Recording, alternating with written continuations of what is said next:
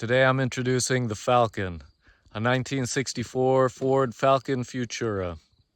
This car is really special to me because it has a lot of family history. My parents drove it up from Florida before I was born.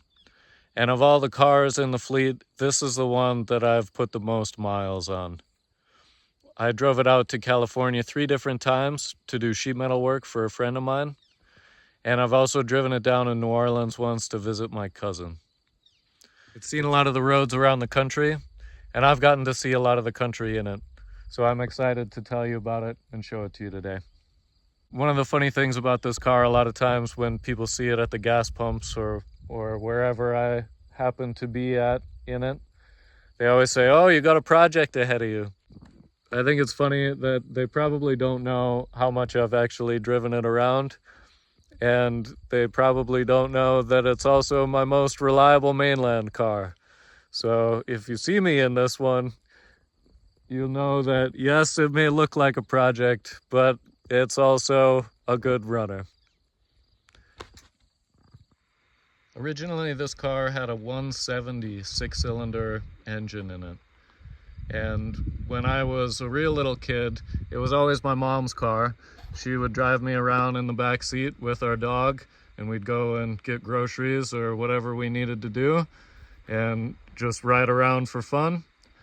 And then when I got a little bit older, before I got my license, I would drive it up and down our dead-end road.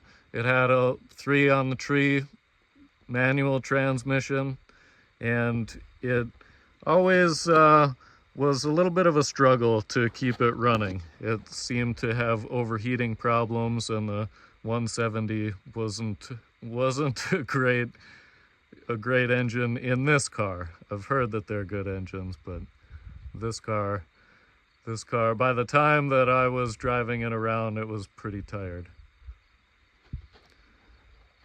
We brought it to a guy that was gonna do the sheet metal work around the time that after I got my license. And he took the trim off. He did, because it was a Florida car, it actually rotted from the top down. You can see some of the Wisconsin rust is starting to show through the quarter panels. But because it was a Florida car, the drip rail around the windows had some real rust issues, and the trunk, the gutters on the trunk had some rust issues. And because they have the sea air down there and the salt is in the air and comes from the top down, the Florida cars rust opposite than what Wisconsin cars do. So we brought it to him. He took the trim off. He was going to paint it the original green. It's kind of a metallic green originally. And so he put the primer on here. Unfortunately, we kind of ran out of money for the project. And so it ended up just sitting in his shop for quite some time. My first car was a 56 Ford station wagon. And I was driving that around for a while, and I wanted a two-door. I thought a two-door would be cool, and a fast two-door. And I remembered that we had this car up sitting in the guy's shop that the project was stalled. And I remembered it wasn't a fast car, but it looked like a fast car. And so I asked my parents, "What's the story with that? Can we get the Falcon back?" And we arranged to get it back from him. Luckily, he was fine giving it back. We didn't owe any money on the project, and so we got it back from him in pretty much the body shape that you see now. And so I got it home and I started figuring out how I was going to put a V8 into it, because I wanted it to go fast. I had my two-door now I wanted it to go fast. So I found a 302 from a 75 Granada, and I started to put that in. And being originally a 6-cylinder car, it had little 4-lug 14-inch wheels, and so I didn't really want to trust those behind a V8. So I started looking for what I could use for a rear axle. I had heard about Ford Explorers having a 8.8, and a lot of them had good gears and a limited slip differential. And so I tracked one down at a local salvage yard, and I started to try to fit it underneath the car. And at the time, I didn't know anything about sheet metal work. And so I put it on top of the springs where the rear axle is supposed to go. And when I did, that pinion is offset. And so the drive shaft would have connected with the tunnel. And I was nervous to cut into the tunnel. I was afraid that I wasn't going to be able to get the drive shaft tunnel and the floor fixed again. And so I thought, well, I'm not sure what I'm going to do. And I had the car up on jack stands, and I was shifting the axle out from underneath it, trying to think of how I was going to find a different axle. And I thought, you know what, I'm just going to put it underneath the springs and see what that's like. I took the jack stands out, I put the rear axle underneath the springs, I let it down on the jack, and I fell in love. I thought that stance is the coolest stance that I've ever seen. Like so many other teenagers in the 70s, which I found out this was a pretty common stance in the 70s. I thought, wow, what that car needs is to be jacked up in the back. And so that's what I did. A lot of times in the 70s, they'd do this with shackles. They'd have really tall shackles on the rear of the spring, and that would lift the car up. But the problem with that is those shackles would fold. So if you were going around a corner or whatever and you had extended shackles, they would often break. And then you'd be without a rear shackle holding your axle in.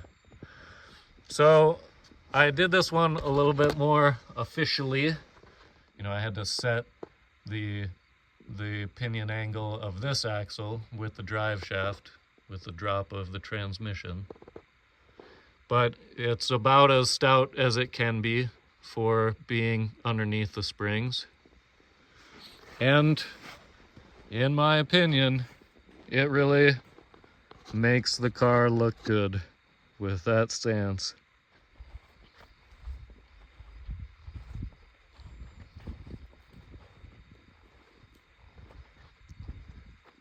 Definitely is my road warrior car. It gives off that look, but that's all right. So I lowered it down with the axle underneath the springs, and I decided that's how I was gonna keep it. A buddy of mine taught me how to weld, and we put the new spring pads on there, welded them on slow so that they didn't warp the tube. And that's how the car has sat ever since. And so then I needed to move to the front suspension. I had heard that Granada spindles were a good option to get 5-lug wheels onto a Falcon. It dropped the front a little bit, which I didn't really need because I already had the back lifted up. But that was okay. It wasn't too much of a drop in the front. And it also allowed me to get disc brakes on the front. So I've got disc drums, discs on the front, drums in the rear. Maybe eventually I'll put a disc brake rear end under there. But again, for now, it's doing just fine.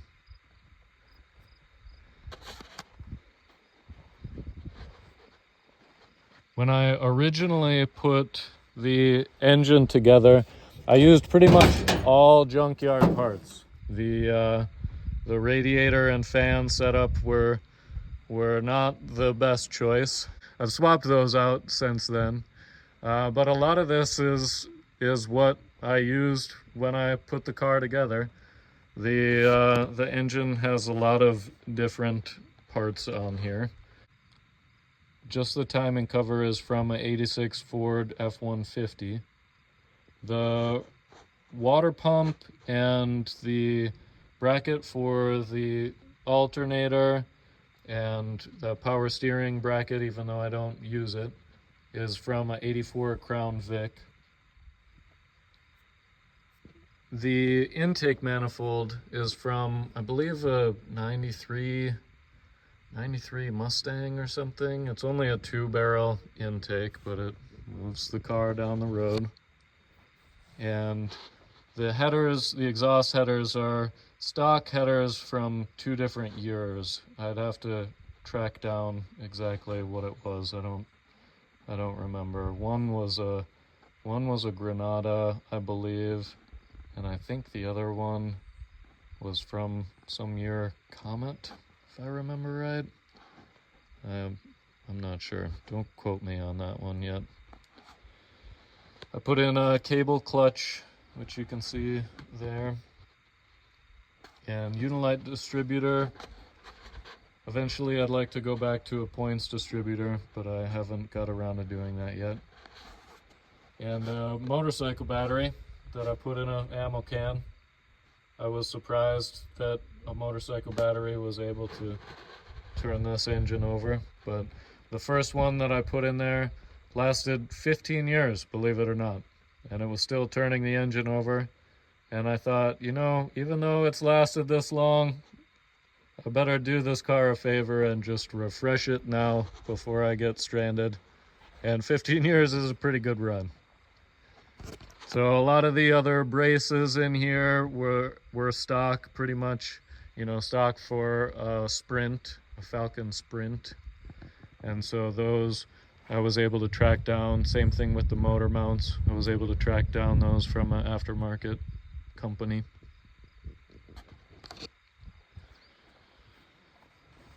But it's been a good car. It's been a good runner. Needs to be cleaned a little bit, as all my engine bays do.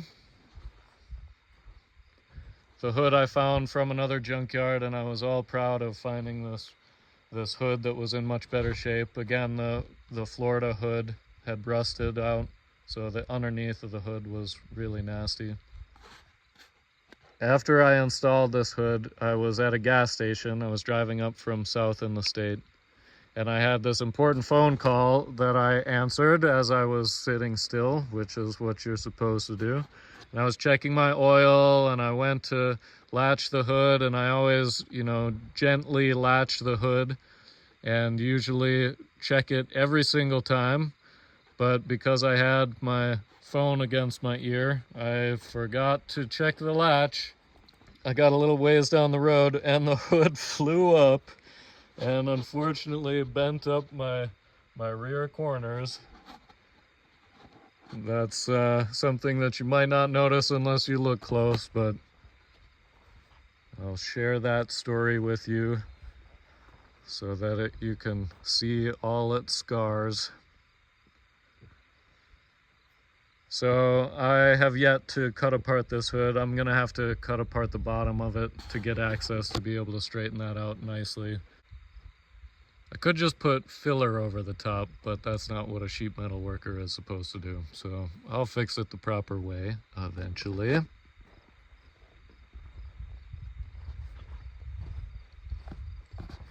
After driving it around for a while, the floors really needed some attention. And so I have done a lot of work to the floors. Both front floors have been replaced. I hand formed those floors on an old table saw, and it worked. And I've done the rear floors underneath the rear seat up into the trunk pretty far as well.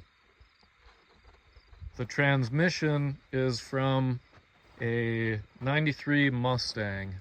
So I've got a T5 5-speed transmission in there, which really helps out for the overdrive.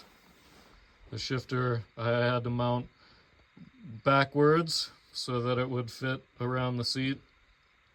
I've gotten some grief from that from people that know how that shifter is supposed to be mounted. But sometimes you gotta do what you gotta do.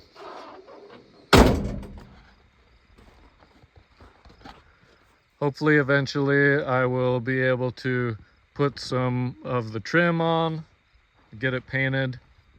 This winter I'd like to fix the quarter panels. I started making patches. I've got this side made. But it would be nice to get those quarter panels sorted out. And maybe one day I'll get a handle on this side for the door. For now, when I want to get in on this side, I just leave this wing window unlatched. Then I can reach through right to the door handle inside. That works just fine.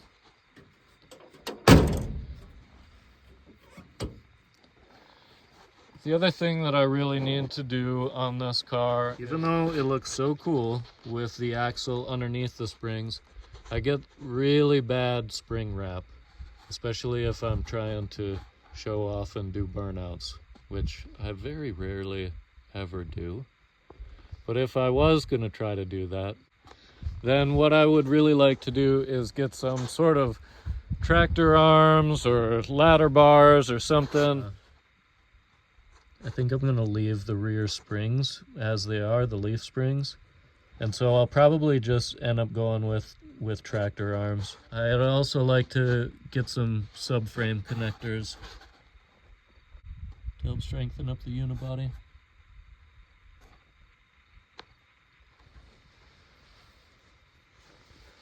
But being a Florida car, the rockers are in really good shape.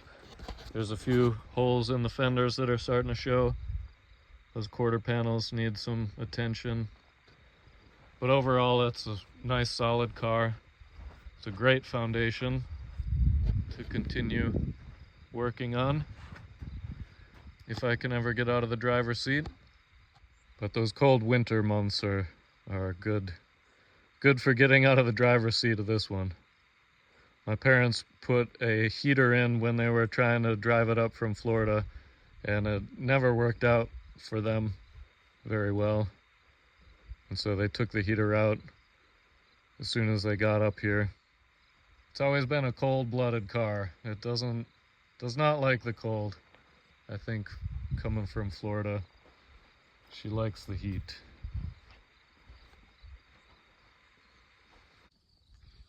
Hope you enjoyed the video about the Falcon. You'll probably see this one in a lot more of my videos as I go from place to place. And if you live nearby, you might see me on the road in it. Even if you don't live nearby, you might see me on the road in it. So give me a wave and stick with Mad Eye Metal.